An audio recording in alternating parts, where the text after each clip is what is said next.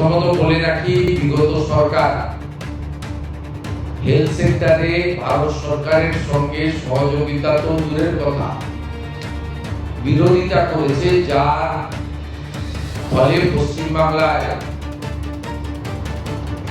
লক্ষ লক্ষ তো বলবো না, কোটি কোটি পশ্চিমবাংলার মানুষ ভারতবর্ষের অন্য প্রদেশগুলো যে ধরনের হেলথ সেক্টরে কেন্দ্র রাজ্য যৌথ উদ্যোগে বেনিফিটস গুলো পাচ্ছেন, সেখান থেকে বঞ্চিত হয়েছে।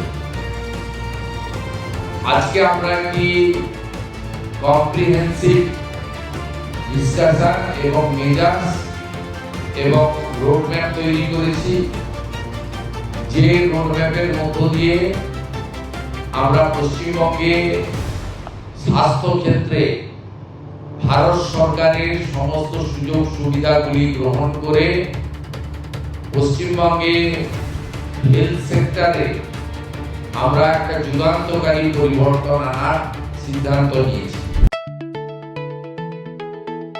দেখতে থাকুন আরোহী নিউজ বাংলা।